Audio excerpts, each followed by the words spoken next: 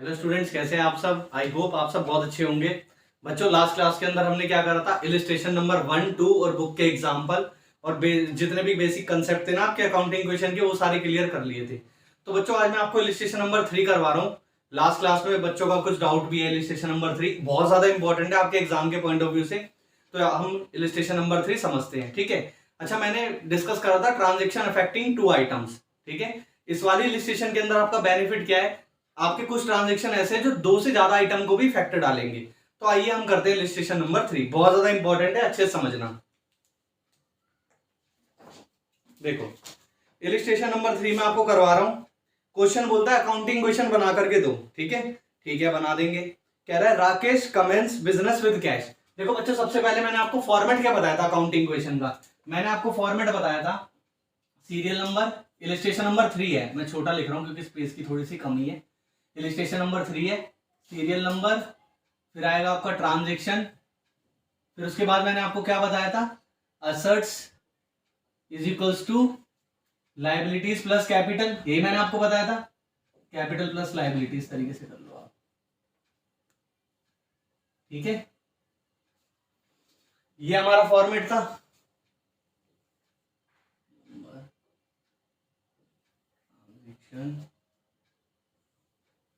आइए करते हैं। पहली ट्रांजेक्शन क्या बोली है, राकेश ने बिजनेस कमेंस करा है कैश लगा के। सीरियल नंबर 1, यहां पे क्या हो जाएगा, Rakesh commenced business with cash, ठीक है। यही है ट्रांजेक्शन। ट्रांजेक्शन में मैंने आपको बताया था पूरी ट्रांजेक्शन लिख दो। फिर मैंने क्या बताया था, बिजनेस के पॉइंट ऑफ व्यू से सोचो। राकेश ने कैश बिजनेस में लगाया है तो बिजनेस में पैसा आएगा, है ना। तो कैश बिजनेस में आएगा, ठीक है। एसेट्स को आप इस तरीके से ऊपर करके लिख लेना थोड़ा सा। एसेट्स, यहां पे क्या है, कैश। जो भी एसेट्स आते हैं आपको अलग से दिखाना होता है। कितना आया भाई, 1,50,000। कैपिटल भी आएगी बिजनेस के अंदर, कैपिटल भी लगी है, इसी को हम कैपिटल बोलते थे। कैपिटल में 1,50,000 ऐड, लायबिलिटीज पे कोई इफेक्ट नहीं, 0। ये तो सिंपल है, लास्ट क्लास में मैंने बहुत डिस्कस करा है, आपको समझ में आ गया होगा। ट्रांजेक्शन नंबर 2, ट्रांजेक्शन नंबर 2 क्या बोलता है, फर्नीचर परचेज फॉर कैश। अब आपने फर्नीचर परचेज करा है कैश दे करके। अब आप फिर सोचो क्या होगा, कैश जाएगा, फर्नीचर आएगा, एक एसेट आएगा और कैश क्या होगा, कम होगा। तो यहां पे आप क्या करोगे, परचेज फर्नीचर। क्या करोगे बच्चों, परचेज्ड फर्नीचर, ठीक है। 20,000 से कैश गया, माइनस कर दो, फर्नीचर आएगा। मैं फर्नीचर को शॉर्ट में FUR लिख रहा हूं, ठीक है। फर्नीचर आएगा 20,000 से, प्लस कर दो। कैपिटल पे कुछ असर पड़ेगा नहीं, 0 हो जाएगा। लायबिलिटीज पे भी कुछ असर नहीं पड़ेगा। अब क्या हो गई, 2 ट्रांजेक्शन पूरी हो गई। 2 ट्रांजेक्शन पूरी होने के बाद हम न्यू इक्वेशन बनाते थे। बना दो यहाँ पे न्यू इक्वेशन। यहां पे क्या बनाओगे बच्चों, न्यू इक्वेशन। 1,50,000 में से 20 गया, 1,30,000 plus 20,000 is equals to 1,50,000 plus 0। मैंने आपको क्या बताया था, मैंने आपको बताया था जब भी आप न्यू इक्वेशन बनाओगे, एसेट साइड का पूरा टोटल और ये टोटल लायबिलिटीज का टोटल हमेशा आपस में मैच करना चाहिए। तो 1,50,000 और 1,50,000 बराबर है, यानी कि क्वेश्चन अभी तक ठीक है। ट्रांजेक्शन नंबर 3 ट्रांजेक्शन क्या कहती है, purchase goods from Mahesh on credit. भाई महेश नाम का एक पर्सन है, बिजनेस ने उससे माल उधारी पे खरीदा। अब बताओ क्या क्या इफेक्ट पड़ेगा। आप अपने पॉइंट ऑफ व्यू से सोचो, आपने अगर माल उधारी पे खरीदा तो क्या होगा, गुड्स आएगा, स्टॉक आएगा, ठीक है, एक एसेट आएगा। आपने उधारी पे खरीदा तो लायबिलिटी भी तो है, तो लायबिलिटीज में भी तो शो होगा, दिखाया जाएगा। तो देखो अब क्या करेंगे, परचेज गुड्स लिखो, credit, purchase goods on credit, ठीक है। अच्छा, कई बच्चे सोच रहे होंगे अमाउंट वगैरह मैं नहीं लिख रहा। अमाउंट आप लिख लेना क्वेश्चन में, ठीक है। मैं थोड़ा शॉर्ट फॉर्म में करवा रहा हूं, ये वाला पार्ट बस खाली। परचेज गुड्स ऑन क्रेडिट है, ठीक है। कितने रुपए में खरीदा आपने गुड्स को क्रेडिट में, 25,000। अब देखो एक एसेट आएगा, स्टॉक आएगा, स्टॉक आएगा, ये मैंने स्टॉक का अलग से ऐड कर दिया। क्या कैश पे, जब आपने गुड्स क्रेडिट पे खरीदा, कैश पे असर पड़ेगा नहीं, कैश थोड़ी जेब से निकल के जाएगा। जब आपने उधारी में माल खरीदा है तो कैश पे 0 इफेक्ट पड़ेगा। फर्नीचर पे कोई असर पड़ेगा नहीं, 0। स्टॉक आपका बिल्कुल, स्टॉक बढ़ जाएगा आपका। कितने रुपए से आपने स्टॉक परचेज करा था, आपने स्टॉक परचेज करा था 25,000 से, तो स्टॉक आपका 25,000 से बढ़ जाएगा। क्या कैपिटल पे कुछ असर पड़ेगा? नहीं, ठीक है, कैपिटल हो जाएगी आपकी 0। लाइबिलिटीज पे असर पड़ेगा? बिल्कुल पड़ेगा। लाइबिलिटीज, अब जब आप उधारी पे माल खरीदोगे तो लाइबिलिटी भी तो है। अब लाइबिलिटीज के अंदर बच्चों समझो, देखो क्या करना होता है, लाइबिलिटीज के अंदर भी जैसे आप एसेट्स दिखा रहे हो ना, लाइबिलिटीज भी आपको वैसी दिखानी है ना। अभी हमने 2 इलस्ट्रेशन करी, उसमें जरूरत थी नहीं, लेकिन अब हम जितने भी इलस्ट्रेशन करेंगे, या आप एग्जाम के पॉइंट ऑफ व्यू से भी समझ लो, लाइबिलिटीज के अंदर जैसे आप एसेट्स अलग अलग दिखा रहे हो, लाइबिलिटीज भी अलग अलग वैसी दिखानी है। कैसे? देखो समझाता हूं। लाइबिलिटीज को आप सपोज करो ऊपर लिख लो, लाइबिलिटीज, ठीक है, ठीक है। अब यहां पर लिख दो आप क्रेडिटर। यहां पे आप क्या लिखोगे एग्जाम में ऐसे? क्रेडिटर। अब क्रेडिटर आपका कितने का हो जाएगा? प्लस, ये मान लो क्रेडिटर ही है, क्रेडिटर आपका हो जाएगा 25,000, ठीक है। अब मैंने क्या बोलता, जब भी 2 ट्रांजेक्शन कंप्लीट होंगी न्यू इक्वेशन बनेगी। अब आप क्या करोगे? न्यू इक्वेशन बना दोगे, यहां पे लाइन खींचोगे और यहां पे क्या कर दोगे? New equation. न्यू इक्वेशन, ये कितना आ जाएगा? 1,30,000 आ जाएगा कैश। फर्नीचर कितना आ जाएगा? 20,000 आ जाएगा। स्टॉक कितना आ जाएगा? 25,000 आ जाएगा। और कैपिटल कितनी आ जाएगी? 1,50,000 प्लस 25,000, ये हो जाएगा, ठीक है। मैंने क्या बताया था? इस स्टेप का टोटल, इस स्टेप का टोटल हमेशा बराबर आएगा जब भी आप न्यू इक्वेशन बनाओगे। 1,30,20 कितना हो जाएगा? 150, 25, 175, 150 प्लस 25 कितना हो जाएगा? 175। तो अभी तक हमारा क्वेश्चन बिल्कुल सही है। अब ट्रांजेक्शन नंबर 4, ट्रांजेक्शन नंबर 4 भी आपका थोड़ा सा इंपॉर्टेंट है। क्या है देखो समझ लो। क्या रहा है? Sold goods ₹10,000 to Mohan for cash. कितने रुपए में बेचा है? 10,000 रुपए का माल है जिसे आपने कैश में बेचा मोहन नाम के बंदे को। कितने में? 14,000 में। 10,000 का माल 14,000 में बेचा। ध्यान से समझो, 10,000 का माल 14,000 में बेचा, ठीक है। अब बच्चों को पता है यहाँ पे डाउट क्या आता है, मैं आपको बताता हूँ। मोहन का नाम दे दिया, अब बच्चे समझते हैं मोहन का नाम है, ये तो क्रेडिट ट्रांजेक्शन माननी है। अरे भाई, मैंने आपको लास्ट क्लास में 2 कंडीशन बताई थी। 2 कंडीशन मैंने आपको क्या बताई थी? पहला, जब भी आपका पर्सन का नाम दिया हो या बिजनेस का नाम दिया हो, और दूसरा मैंने क्या बोला था? कैश ना लिखे। भाई यहाँ पे कैश लिख दिया है, भले ही पर्सन का नाम दिया है, लेकिन ये कैश ट्रांजेक्शन ही होगी, ठीक है बच्चों, ये क्या होगी? कैश ट्रांजेक्शन होगी। अब हम यहाँ पे लिखते हैं सोल्ड गुड्स कॉस्टिंग ₹10,000। कितने में बेचा है? 10,000 रुपए वाली कॉस्ट का माल 14,000 में बेचा है, ठीक है बच्चों। अब देखो क्या होगा, जब आपने कैश में 14,000 में बेचा है तो कैश आएगा ना बिजनेस के पास, तो कैश में 14,000 आप ऐड कर दोगे। बच्चों अकाउंटिंग क्वेश्चन बहुत सिंपल है, खुद के पॉइंट ऑफ व्यू सोच के करोगे ना, सारे जवाब मिलेंगे।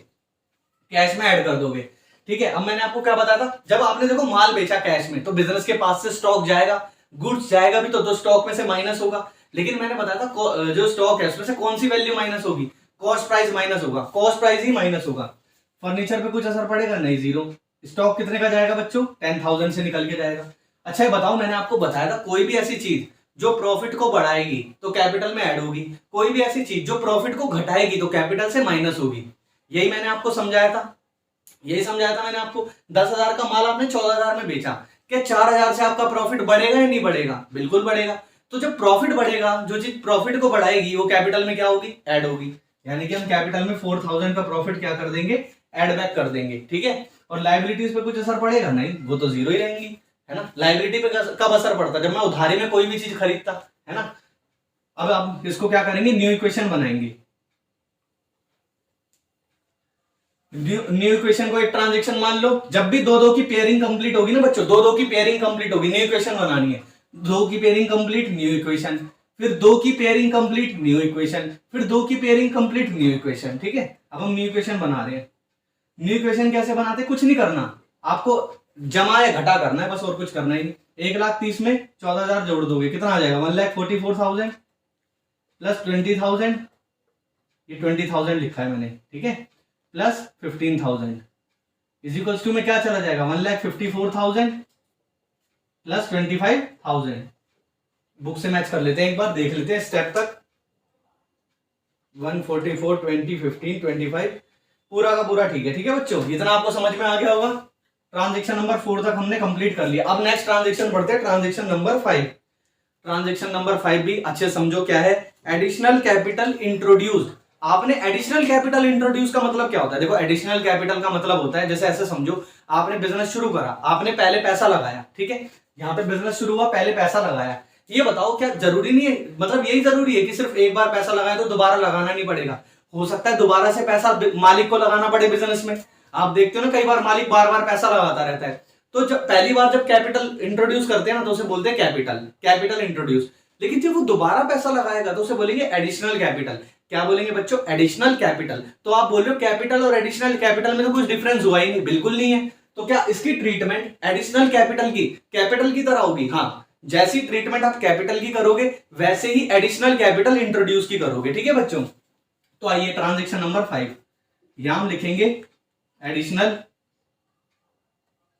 कैपिटल इंट्रोड्यूस्ड, ठीक है बच्चों। एडिशनल कैपिटल इंट्रोड्यूस करी है, कितने रुपए की इंट्रोड्यूस करी है? कैपिटल इंट्रोड्यूस करी है 20,000 की। कितने की करी है? 20,000 की इंट्रोड्यूस करी है, ठीक है बच्चों। अब देखो, जब बिजनेस के पॉइंट ऑफ व्यू से सोचो, 20,000 रुपए के और एडिशनल पैसा लगाया, कैश आएगा और कैपिटल भी बढ़ेगी, है ना, क्योंकि मैंने बताया एडिशनल कैपिटल ही है। जो ट्रीटमेंट कैपिटल की होगी वही एडिशनल कैपिटल की होगी। बिजनेस में पैसा आया 20,000, ठीक है, 20,000 कैश आया ना, 20,000। फर्नीचर पे कुछ असर पड़ेगा? नहीं। स्टॉक पे कुछ असर पड़ेगा? नहीं। कैपिटल बढ़ जाएगी 20,000 से।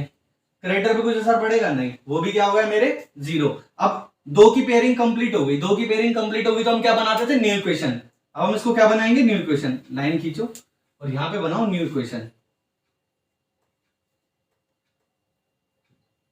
1,44,000 और 20,000 कितना हो गया? 1,64,000 हो गया, plus 20,000 plus 15,000 is equals to कितना आ जाएगा? 1,74,000 प्लस 25,000, ठीक है बच्चों। आई होप इतना आपको समझ में आ गया होगा। 64, 20, 15, 25, 174, ठीक है, इतने में कोई डाउट नहीं होगा। अब हम नेक्स्ट ट्रांजेक्शन पढ़ते हैं बच्चों। नेक्स्ट ट्रांजेक्शन ना बहुत ज्यादा इंपॉर्टेंट है, बहुत ज्यादा इंपॉर्टेंट है। ये आपके एग्जाम में आ भी सकती है। अब समझो क्या है, लॉजिक समझने की कोशिश करना। Commission received in advance. बच्चों रिसीव हुआ है बिजनेस को, कमीशन रिसीव्ड एडवांस में रिसीव हुआ है बिजनेस को 2,000 का। देखो पहले मैं ट्रांजेक्शन लिखता हूं। ट्रांजेक्शन नंबर 6 क्या है? Commission received. बच्चों यहां पे वर्ड क्या है? रिसीव का मतलब क्या होता है? मिलना। Commission received in advance. Advance में मतलब पहले ही कमीशन मिल गया बिजनेस को। कितने रुपए का मिल गया?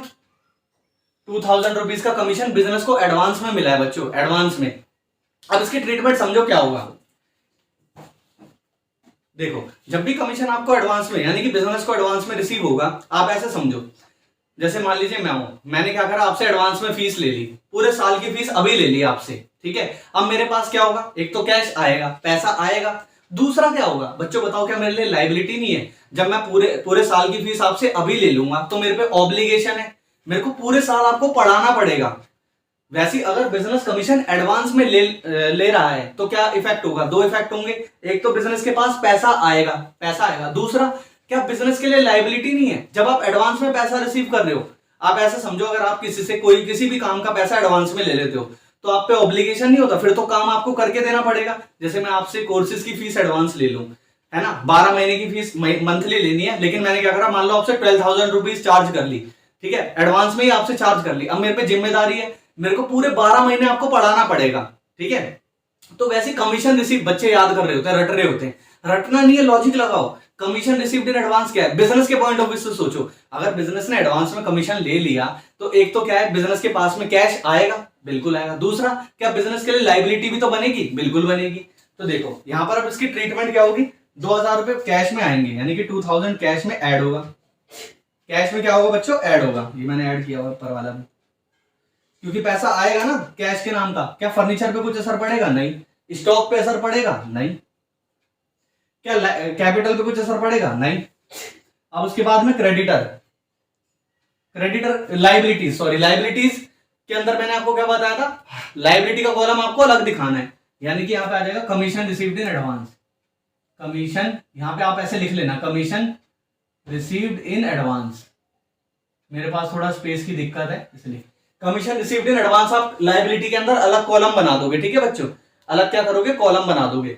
अब देखो क्रेडिटर पे ये तो 25,000 क्रेडिटर का अमाउंट था, इसको मैंने जीरो कर दिया, क्रेडिटर पे कुछ असर पड़ेगा नहीं, लायबिलिटी बढ़ेगी, बिल्कुल बढ़ेगी भाई, 2,000 रुपए से लायबिलिटी भी तो बढ़ेगी मेरे बिजनेस की, ठीक है, क्यों, क्योंकि एडवांस में पैसा ले लिया उसने 2,000, ये ठीक है। अब कई बच्चे सोच रहे होंगे सर अगर मान लो एडवांस वर्ड ना लिखा होता तो हम इसकी ट्रीटमेंट क्या करते। बच्चों एडवांस वर्ड अगर नहीं लिखा होता तो लायबिलिटी नहीं होती, फिर तो इनकम होती, फिर क्या हो जाती, इनकम हो जाती। अभी आप ना इसे इनकम नहीं मान सकते, कई बच्चे सोच रहे होंगे ये तो इनकम है, कैपिटल को बढ़ाएगी, नहीं, ये आपने क्योंकि एडवांस में पैसा लिया है, ये पैसा तो आपने एडवांस में लिया है। इनकम आपकी कब बनती, जब आप पैसा एडवांस में नहीं लेते। फॉर एग्जांपल जैसे मैंने आपसे 1 महीने की फीस ली और 1 महीने पढ़ा दिया, यही तो मेरी इनकम है। लेकिन मैं तो 12 महीने की फीस आपसे पहले लेके बैठ गया, ये मेरी इनकम नहीं है, ये अभी मेरी लायबिलिटी है। इनकम कैसे बनेगी, जब मैं आपको पूरे 12 महीने पढ़ा दूंगा। तो बच्चों को कंफ्यूजन होती है, यार ये कमीशन रिसीव्ड इन एडवांस है, ये तो कैपिटल में ऐड होगा, नहीं होगा, क्योंकि एडवांस वर्ड लिखा है, ये लायबिलिटी है। एडवांस वर्ड नहीं दिया होता तो हम कैपिटल में ऐड करते, ठीक है बच्चों, खाली तरह लिखा होता कमीशन रिसीव तो हम इसको कैपिटल में ऐड करते, लेकिन एडवांस है तो हम इसे कैपिटल में ना ऐड करके लायबिलिटी शो करेंगे। चलो अब मैंने क्या बताया था, दो दो की पेयरिंग बनेगी तो आपको न्यू इक्वेशन बनानी है। देखो दो दो की क्या बन गई, पेयरिंग बन गई, न्यू इक्वेशन बना दो, न्यू इक्वेशन। तो जब आप न्यू इक्वेशन बनाओगे 1,64,2,000 1,66,000 हो गया, ठीक है, 1,66,000 1,66,000 हो गया, प्लस 20,000 प्लस 15,000 है ना। और यहां पे कितना हो जाएगा 1,74,000 प्लस 25,000 प्लस 2,000, तो 2,000 ये अलग से दिखेगा, ठीक है बच्चों। आई होप इतना तो आपको समझ में आ गया होगा। और इस स्टेप पे आप चेक कर लेना इस एसेट का टोटल लायबिलिटी के टोटल के बराबर है या नहीं है, ठीक है। अब देखो मेरे पास बच्चों थोड़ा सा स्पेस हो गया खत्म, अब हम इसको क्या करेंगे, रब करेंगे। जब तक आप इतना क्या कर लो, नोट कर लो, जब तक आप इतना क्या कर लो, नोट कर लो। तो बच्चों आई होप इतना तो आपने लिख लिया होगा। मेरे पे स्पेस की थोड़ी सी कमी है, मैं इसे रब कर रहा हूं, ठीक है, ऊपर से। यहाँ आपको क्या करना है, क्वेश्चन नीचे से ही कंटिन्यू करना है, ठीक है। बाकी मैं इस वाले पार्ट को मिटा करके ऊपर लिख रहा हूं ताकि मैं अपना क्वेश्चन कंटिन्यू कर पाऊं। हटाते हैं इसको।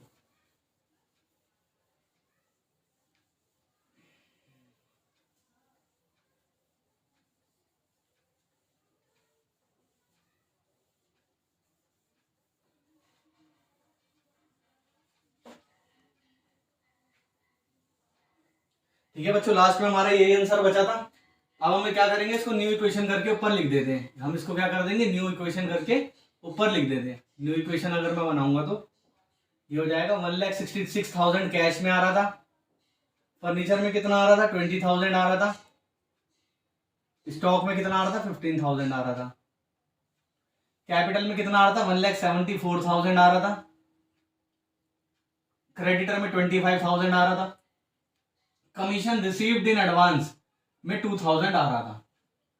यही हमारा आंसर लास्ट में बचा था ना। अब इसके आगे कंटिन्यू करते हैं, इसको भी मिटाता हूं, ठीक है।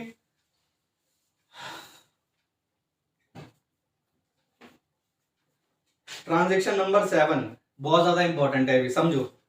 Paid to creditor in full settlement. बच्चे यहाँ पे बहुत ज्यादा कंफ्यूज रहते हैं, फुल सेटलमेंट का मतलब क्या होता है। मैंने अगर आप मेरा पुराना वीडियो देखोगे ना, उसमें भी इलिस्ट्रेशन मैंने करवाया जिसमें फुल सेटलमेंट मैंने समझाया हुआ है। दोबारा समझा देता हूं। अब पहले मैं ट्रांजैक्शन लिख लेता हूं, ठीक है। ट्रांजैक्शन नंबर कौन सी है ये बच्चों, ये है transaction number 7, paid to creditor. Paid to creditor, creditor कौन से थे हमारे, याद करो, उसमें नाम भी दिया हुआ था। क्रेडिटर थे महेश, क्रेडिटर कौन थे, महेश। इन फुल सेटलमेंट, इन फुल सेटलमेंट, फुल सेटलमेंट में अमाउंट कितना है 22,500, 22,500। आप समझना बच्चों, आप बताओ क्रेडिटर हमारे को पे कितने करने थे। आप बोल रहे हो क्रेडिटर उतने तो पे करेंगे जितने का हमने उधारी लिया होगा, बिल्कुल सही बात है। आपने उधारी में माल खरीदा था 25,000 का, ये क्रेडिटर दिख रहा है 25,000 रुपए का, ये क्रेडिटर वहीं से आया था 25,000 रुपए का, ठीक है। अब आपने 22,500 में फुल सेटलमेंट करा है। फुल सेटलमेंट क्या होता है, फुल सेटलमेंट का मतलब होता है भैया कि 25,000 रुपए वाला क्रेडिटर था, उसे 25 ही देने थे, लेकिन आपने 22,500 देके छुट्टी कर दी। आपने बोला यार 22,500 है, 25,000 तो नहीं दे पाऊंगा, 22,500 रख ले। वो मान भी गया। फुल सेटलमेंट का मतलब क्या, क्रेडिटर मान भी गया, ठीक है। अब समझना आपकी जेब से पैसा कितना निकल के जाएगा? ये 1,66,000 था ना, ये 1,66,000, ठीक है। अब आपकी जेब से पैसा कितना निकल के जाएगा? 22,500 जाएगा, ठीक है। 22,500 कर दो बच्चों माइनस, ठीक है। फर्नीचर पे कुछ असर पड़ेगा? नहीं। स्टॉक पे असर पड़ेगा? बिल्कुल भी नहीं। कैपिटल पे असर पड़ेगा? अभी बात करता हूं, एक मिनट। अब देखो क्रेडिटर है, क्रेडिटर तो फुल सेटलमेंट हुआ है, मतलब 25,000 का पूरा क्रेडिटर वेव हो गया। वेव मतलब होता है माफ हो जाना, ऐसे समझ लो, छूट गया, पूरा का पूरा क्रेडिटर हट गया 25,000 वाला। तो क्रेडिटर भला ही आप 22,500 पे कर रहे हो, लेकिन क्रेडिटर तो आपका 25,000 से ही कम होगा ना, तो क्रेडिटर पूरा 25,000 से कम हो गया, ठीक है। माइनस कर दिया मैंने क्रेडिटर में। कमीशन रिसीव्ड इन एडवांस पे असर पड़ेगा? नहीं, जीरो। अच्छा, क्या कैपिटल पे असर पड़ेगा? बिल्कुल पड़ेगा। मैंने क्या बोला था, जब भी आपका कोई भी ऐसी ट्रांजेक्शन जो प्रॉफिट को बढ़ाएगी या घटाएगी वो कैपिटल से एडजस्ट होगी। यहाँ पे देखो 25,000 रुपए वाले क्रेडिटर को आप 22,500 में टरका रहे हो, है ना, 22,500 में छुट्टी कर रहे हो, यानी कि बचा हुआ आपका क्या है? प्रॉफिट है। 25,000 माइनस 22,500, जो भी आपका प्रॉफिट होगा, क्योंकि प्रॉफिट हुआ है तो कैपिटल में क्या होगा? ऐड होगा। अगर लॉस होता, मान लो 25,000 वाले क्रेडिटर को 28,000 दे दिया तो माइनस कर दे, तो कैपिटल में से लॉस क्या करता है? माइनस। लेकिन मुझे क्या हुआ है? प्रॉफिट हुआ इस ट्रांजेक्शन में, तो मैं क्या करूंगा? ऐड। क्या करूंगा बच्चों? ऐड करूंगा, ठीक है। अब कितने का प्रॉफिट हुआ है? ये हुआ है आपका 2,500 रुपए का प्रॉफिट, तो आप इसको क्या करोगे? कैपिटल में ऐड कर दोगे। प्रॉफिट है, कैपिटल को बढ़ाएगा इसलिए ऐड करा है, ठीक है, इसलिए मैंने क्या करा है? इसको ऐड करा है, ये मैंने ऐड करा हुआ है। अब जब भी दो दो की पेयरिंग कंप्लीट होगी क्या बनानी होती है? New equation. न्यू इक्वेशन बना लो।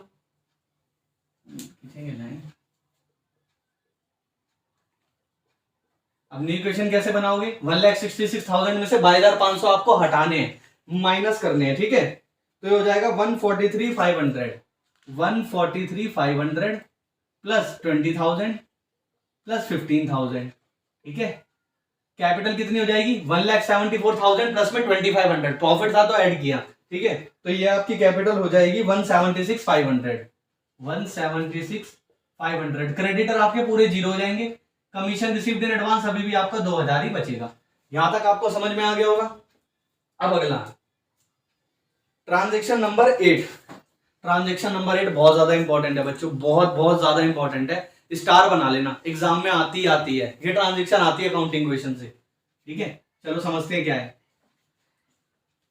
सोल्ड गुड्स, यहां पे क्या करा है? सोल्ड करा है आपने गुड्स, ठीक है। कॉस्ट कितनी थी उसकी भाई, जो आपने गुड्स बेचा? कॉस्टिंग रुपीज, सर कॉस्ट थी उसकी 15,000। कितनी थी? 15,000 कॉस्ट थी। अब आपने कितने में बेचा है? फॉर 18,000। आपने 15,000 वाला माल 18,000 में बेचा है, ठीक है सर, कोई दिक्कत नहीं है। 15,000 वाला माल 18,000 में बेचा है, कोई दिक्कत नहीं है। अब अगला क्या बोल रहे हैं? आउट ऑफ विच, इसमें से 5,000 रिसीव्ड इन कैश। क्या हुआ? 15,000 वाला माल 18,000 में बेचा, आपको पैसा कितना आना चाहिए था? 18,000, लेकिन इसमें से सिर्फ 5,000 रुपए रिसीव हुए आपको, किसमें? कैश में। Out of which 5,000 rupees, 5,000 received in cash, received in cash. बताओ बच्चों, 15,000 वाला माल आपने 18,000 में बेचा और 5,000 ही कैश आया, अब क्या होना चाहिए? अब आप सोचो, इसमें ध्यान से सोचो। जब बिजनेस ने माल बेचा, ठीक है, 5,000 ही कैश आया, आना कितना चाहिए था? 18,000, आया कितना है? 5,000। बचे हुए क्या होंगे? मेरे डेटर्स नहीं होंगे। 13,000 का पैसा बिजनेस को लेना है तो डेटर्स बनेगा। देखो ऐसे समझो आप, कैश कितना आएगा? क्योंकि 5,000 ही रिसीव हुआ है, कैश आएगा 5,000, ठीक है। 5,000 मैंने कैश दिखा दिया। अब उसके अलावा और क्या होगा? फर्नीचर पे कुछ असर पड़ेगा? नहीं, फर्नीचर तो मैंने कर दिया जीरो। क्या स्टॉक पे कुछ असर पड़ेगा? बिल्कुल, आपने स्टॉक बेचा है, बिजनेस ने बेचा है तो माल कम होगा। और मैंने क्या बताया था, जब भी माल बिकता है तो कॉस्ट प्राइस माइनस करना है। कॉस्ट प्राइस कितना है? 15,000 है, तो 15,000 का पूरा स्टॉक आप क्या कर दोगे? माइनस कर दोगे। 15,000 आपने माइनस कर दिया। अच्छा ये बताओ बच्चों कि जब बिजनेस को आने थे 18,000 रुपए, आए 5,000 रुपए, बचे हुए डेटर्स भी तो हैं, तो आप क्या करोगे? यहाँ पे एक कॉलम ऐड करोगे डेटर्स का। क्या ऐड करोगे बच्चों? डेटर्स का एक कॉलम ऐड करोगे ऊपर नुक्कड़ पे, टॉप पे डेटर्स का कॉलम ऐड करोगे और डेटर्स के अंदर कितना दिखा दोगे? प्लस में 13,000 ये दिखा दोगे। आप कितना दिखाओगे डेटर्स में? 13,000। या फिर मैं इसको एडजस्ट करने के लिए थोड़ा आगे कर देता हूं, ये -15,000 जो मैंने ये लिखा है ना, -15,000 ये स्टॉक का है, ये स्टॉक का है, स्टॉक में से माइनस करना है, ठीक है। देखो मैंने एरो डाल दिया क्योंकि मेरे पास स्पेस कम है। आपको समझाने के लिए मैंने एरो डाल दिया, ठीक है। अब यहाँ पे क्या आ जाएगा, डेटर्स आप 13,000 ऐड कर दो, डेटर्स बन जाएंगे क्योंकि 13,000 ऐड होगा। अब एक लॉजिक और लगाओ, क्या लगाना है भाई, जब आपने 15,000 का माल 18,000 में बेचा तो 3,000 का प्रॉफिट भी तो हुआ। प्रॉफिट क्या होगा बताओ, कैपिटल को बढ़ाएगा। प्रॉफिट हुआ इसलिए ऐड कर रहा हूं, लॉस होता तो माइनस करता। तो कैपिटल में 3,000 क्या कर दूंगा मैं, ऐड नहीं करूंगा। क्रेडिटर पे कुछ असर पड़ेगा नहीं, क्रेडिटर पर कब असर पड़ता, जब मैं उधारी में माल खरीदता या उधारी में कोई एसेट खरीदता, तो क्रेडिटर पर तो कुछ असर नहीं पड़ेगा। कमीशन रिसीव्ड इन एडवांस पर भी कुछ असर नहीं पड़ेगा। अब दो की पेयरिंग कंप्लीट हो गई, क्या बनाओगे, न्यू इक्वेशन बना दो। फिर न्यू इक्वेशन, ठीक है। अब न्यू इक्वेशन बनाते वक्त आपको करना क्या है, जो चीज ऐड होगी उसको ऐड कर दो, जो चीज माइनस होगी उसे माइनस कर दो। 143,500 में क्या होगा, 5,000 ऐड होगा, ये कितना हो जाएगा 148,500, ठीक है। अब उसके अलावा यहाँ पे कितना हो जाएगा, फर्नीचर आपका 20,000 ही रहेगा, ठीक है। स्टॉक कितना हो जाएगा आपका 0, डेटर्स कितने हो जाएंगे आपके 13,000, और यहाँ पे कैपिटल कितनी हो जाएगी 3,000 बच्चे उसमें ऐड होगा, तो हो जाएगा 1,79,500, ठीक है, प्लस 0 प्लस 2,000। अब इस स्टेप पे मैं बुक से आंसर मैच कर लेता हूँ, ठीक है नहीं है। 148,520, ठीक है, 13 2 और 179,500, पूरा का पूरा अभी तक हमारा क्वेश्चन सही जा रहा है। अब क्योंकि बच्चों ट्रांजेक्शन नंबर 8 बहुत ज्यादा इंपॉर्टेंट थी, समझ लेना। नहीं समझ में आई हो तब एक बार वीडियो दोबारा सुन करके पीछे से आप इसको समझ लेना। मैं एक बार वैसे और एक्सप्लेन कर देता हूँ। क्या हुआ बच्चों, आपने 15,000 का माल, बिजनेस ने 15,000 का माल 18,000 में बेचा, 3,000 का प्रॉफिट हुआ, कैपिटल में कर दिया 3,000 का प्रॉफिट ऐड, ठीक है। 15,000 का माल बेचा तो 15, मैंने क्या बोला, 15 जो कॉस्ट प्राइस होता है स्टॉक से वो माइनस होता है। ये देखो स्टॉक पे से 15,000 माइनस कर दिया, ठीक है। अब जब आपने 18,000 में बेचा, 18,000 आने चाहिए थे, लेकिन बिजनेस को आए कितने 5,000 आए, तो कैश में मैंने कितना जोड़ा 5,000 जोड़ा, क्यों, क्योंकि 5,000 रुपए ही आए, 5,000 रुपए आ गए, 18,000 में से 5,000 आ गए हैं, ठीक है। सॉरी 18,000 में से आपको कितने आ गए, 5,000 आ गए हैं, सही है। अब उसके बाद 13,000 और लेना है, पैसा और लेना है, तो मेरे क्या बन जाएंगे, डेटर्स बन जाएंगे। तो डेटर्स में 13,000 और दिखा दिया, ठीक है। फिर न्यू इक्वेशन बना दी। अब अगली ट्रांजेक्शन और भी ज्यादा इंपॉर्टेंट है बच्चों, डेप्रिसिएशन। चलो समझते हैं। डेप्रिसिएशन ऑन फर्नीचर, क्या बोल रहा है, फर्नीचर पे डेप्रिसिएशन लगा 10%, लिखते हैं डेप्रिसिएशन ऑन फर्नीचर कितना लगा बच्चों, एट द रेट 10%, 10% का डेप्रिसिएशन फर्नीचर पे लगा। अब देखो समझना, ये चीज आपको बहुत अच्छे से समझ में आनी चाहिए बच्चों को ना। मैंने क्या बताया कि हर एक ट्रांजेक्शन के दो इफेक्ट तो होंगे। अच्छा मैंने क्या बताया था कि ये क्वेश्चन एक ऐसा है जिसमें transaction affecting more than 2 item भी कवर होंगे। देखो बच्चों, ये जो हमने ट्रांजेक्शन करी इसमें 2 से ज्यादा आइटम इफेक्ट हो रहे हैं, डेटर्स भी इफेक्ट हो रहा है, कैश भी इफेक्ट हो रहा है, कैपिटल भी इफेक्ट हो रही है ना। तो ये transaction affecting more than 2 item का एग्जाम्पल है ये, ठीक है। ये वाला जो पॉइंट नंबर 8 है इसको मैंने गोला कर दिया, ठीक है। चलो अब हम पॉइंट नंबर 9 समझते हैं। डेप्रिसिएशन लगा फर्नीचर पे 10%। अब बच्चों को क्या होता है इसमें समझ नहीं आता, डेप्रिसिएशन का ट्रीटमेंट क्या करना है, मैं आपको लॉजिक से समझाऊंगा। लॉजिक समझो बच्चों, क्या हुआ, आपके पास में मोबाइल फोन है, ठीक है, मोबाइल फोन है। अब डेप्रिसिएशन का मतलब क्या होता है, एसेट की वैल्यू कम होना, ठीक है। अब आपकी अगर मोबाइल फोन की वैल्यू कम हो गई, जैसे मान लो फॉर एग्जांपल 10,000 रुपए का मोबाइल फोन था, आज उसकी कीमत 8,000 रुपए, 2,000 रुपए क्या हो गया, डेप्रिसिएशन हो गया। तो अब देखो आप 10,000 रुपए का मोबाइल फोन 8,000 रुपए आ गया, ये आपने निकाला कैसे, 10,000 में से 2,000 का डेप्रिसिएशन माइनस करा, और ये किस में से माइनस करा, मोबाइल में से माइनस करा, जिस एसेट की वैल्यू कम हुई उसमें से माइनस करा, ठीक है। तो यानी कि कहने का मतलब ये, जब फर्नीचर की वैल्यू 10%, जो रेट दिया है ना 10%, आप उसकी कॉस्ट का 10% निकाल देना, ठीक है, कॉस्ट का 10% निकाल देना, ठीक है। अब फर्नीचर की वैल्यू कम हुई है तो आप कह रहे हो, देखो डेप्रिसिएशन एसेट की वैल्यू को कम करता है, तो जिस एसेट पे डेप्रिसिएशन दिया होगा उसमें से माइनस करोगे आप, ठीक है 20। अब देखो कैश पे कुछ असर पड़ेगा, कैश पे कुछ असर नहीं पड़ेगा भाई। जब तुम्हारे मोबाइल फोन की वैल्यू कम हुई, तुम्हारी जेब से पैसा निकल के भाग गया, नहीं ना, ऐसा नहीं हुआ। एसेट की वैल्यू तो कम हुई है। बिजनेस के अंदर ऐसा थोड़ी है कि 10%, मतलब मान लो 20,000 का 10% 2,000 आएगा, तो बिजनेस में से क्या कैश निकल के भागेगा, नहीं, क्योंकि डेप्रिसिएशन नॉन कैश आइटम है, बस एसेट की वैल्यू कम हुई है। तो एक ट्रीटमेंट क्या होती है, एसेट की वैल्यू में से माइनस कर दो, ठीक है। कैश में तो कुछ असर पड़ा नहीं, 0 हो गया। अब डेप्रिसिएशन क्योंकि एसेट की वैल्यू को कम करता है तो हम क्या करेंगे बच्चों, माइनस। बढ़ाता तो हम क्या करते हैं, ऐड, लेकिन डेप्रिसिएशन तो एसेट की वैल्यू कम करता है तो हम माइनस करेंगे। तो माइनस कर देंगे कितना, 10%। 10% कितना होगा 2,000। 2,000 कैसे निकाला, ये 2,000 मैंने निकाला, एरो बना के लिख रहा हूं, 20,000 का 10%, 10% करके निकाला है 2000, ठीक है। स्टॉक पे कुछ असर पड़ेगा? नहीं, जीरो। डेटर्स पे असर पड़ेगा? नहीं, जीरो। अच्छा बच्चों एक बात बताओ, डेप्रिसिएशन क्या है? खर्चा है? बिल्कुल खर्चा है सर, एक्सपेंस है। एक्सपेंसेस जितने भी खर्चे होते हैं वो प्रॉफिट को कम करते हैं नहीं करते हैं? बिल्कुल। जैसे देखो मैंने बताया था आपको, सैलरी, रेंट, इलेक्ट्रिसिटी एक्सपेंस, ये सारे एक्सपेंसेस होते हैं, ये मेरे प्रॉफिट को कम करते हैं। वैसे ही डेप्रिसिएशन भी बच्चों एक एक्सपेंस होता है। क्या होता है? एक्सपेंस होता है। डेप्रिसिएशन मेरा क्या करता है? प्रॉफिट को कम करता है। जो भी चीज प्रॉफिट को कम करेगी वो क्या होगी? कैपिटल से माइनस, और जो चीज प्रॉफिट को बढ़ाएगी वो क्या होगी? कैपिटल में ऐड। तो अब डेप्रिसिएशन प्रॉफिट को कम करेगा तो कैपिटल से माइनस करोगे, तो हम माइनस कर देंगे 2000 रुपीज प्लस जीरो, ठीक है। अब उसके बाद क्या हुआ? दो की पेयरिंग कंप्लीट हो गई, न्यू इक्वेशन बना लो। यहां पे आप इसको लाइन खींचोगे और क्या कर दोगे? बना दोगे न्यू इक्वेशन। New equation 148,500। अब देखो 20,000 में से 2,000 गया, 18,000 बच गया, प्लस स्टॉक में तो कुछ आएगा नहीं, जीरो, स्टॉक तो जीरो ही चल रहा है, प्लस 13,000। यहां पे कितना आ जाएगा? 179,500 माइनस 2,000, 177,500 ये हो जाएगा, प्लस क्रेडिटर तो हमारे जीरो ही है, ये रे, आप इसको ऐसे लिखो, plus zero plus zero. Creditor हमारे जीरो है, ठीक है, और कमीशन रिसीव्ड इन एडवांस हमारा 2000 है। ये आपका आंसर है। अब एक बार मैं बुक से मैच कर लेता हूं, देखो लास्ट में आपका आंसर बच क्या रहा है। कैश में आ रहा है 148,500, 148,500, ठीक है। फर्नीचर आ रहा है आपका 18,000, मेरा भी 18,000 आ रहा है। स्टॉक आपका जीरो आ रहा है, जीरो। डेटर्स आपके आ रहे हैं 13,000, 13,000। कैपिटल कितनी आ रही है? 177,500, 177,500, और कमीशन रिसीव्ड इन एडवांस भी आपका कितना आ रहा है बच्चों? 2000। तो इलिस्ट्रेशन नंबर 3 भी मैंने कर दी है कंप्लीट। बहुत ज्यादा इंपॉर्टेंट है बच्चों, एग्जाम के पॉइंट ऑफ व्यू से बहुत ज्यादा इंपॉर्टेंट है। इसकी प्रैक्टिस तो जरूर खुद से लिख के कर लेना और वीडियो पूरा सुन लेना, मैंने लॉजिक सारे आपको बता दिए, ठीक है। मिलते हैं नेक्स्ट वीडियो में। नेक्स्ट वीडियो के अंदर हम क्या करेंगे, और क्वेश्चंस थोड़े कवर कर लेंगे, उसके बाद आपका चैप्टर भी जल्दी खत्म होने वाला है, ठीक है। अगर वीडियोस पसंद आ रही है, वीडियोस को लाइक कर दो, चैनल को सब्सक्राइब कर दो। मिलते हैं नेक्स्ट पार्ट में। Bye bye.